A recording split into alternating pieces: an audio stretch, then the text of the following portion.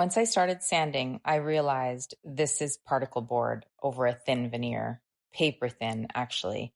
So I decided to go all in, sanding, filling, fluting, and painting every inch black.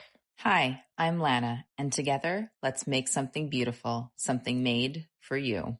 First, let's start by removing the hardware. Next, I got started on cleaning. I used Fusion TSP Alternative mixed up in a spray bottle. After vacuuming out the insides and cleaning them as well with the Fusion TSP Alternative, I got started on sanding the tops. So after removing a decent amount of the finish, I knew pretty quickly that this was not going to be something that I could stain and I would have to paint. After sanding down the tops, I filled any damaged areas on the rest of the nightstands. And once that filler had dried, then I scuff sanded everything else by hand and wiped off all of the dust. I then sealed any spots where I had sanded through the veneer with shellac. Particle board is super porous and can swell with moisture, so shellac acts as a moisture barrier.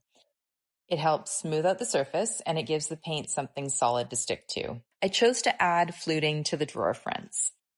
I measured each strip and then cut them on the miter saw.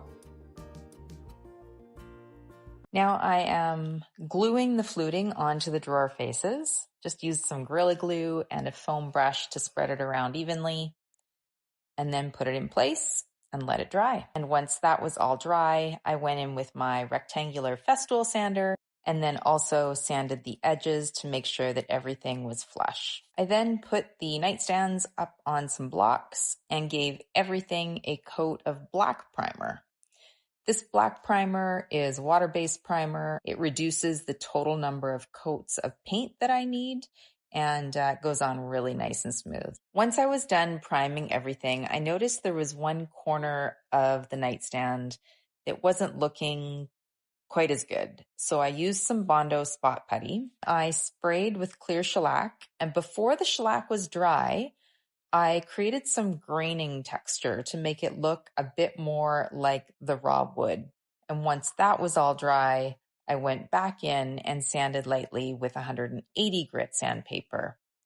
And after that, I primed again and it looked much better. Finally, time for paint. I am using my favorite paint, which is Emerald Urethane Trim Enamel. And this is Tricorn Black in a satin finish. Cut into the edges with a brush and then use a microfiber roller for the larger areas and to smooth everything out. With 2 coats of paint done, it was time to go back to the drawers, and I had to use a heat gun and a scraper to pull out these old felt liners. They really needed a surprising amount of work. And then I got to sanding the inside edges of the drawers where the finish was peeling quite a bit. I grabbed a few hardware options from my stash, checked to see which ones would look best. I decided to go with these vintage knobs. So I marked everything out, measured twice, and started to drill the holes.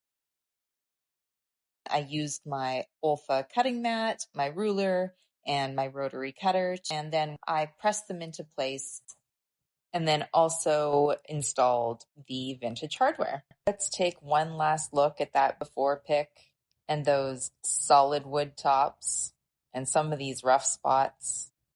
And here's the final result: modern, clean, and totally transformed.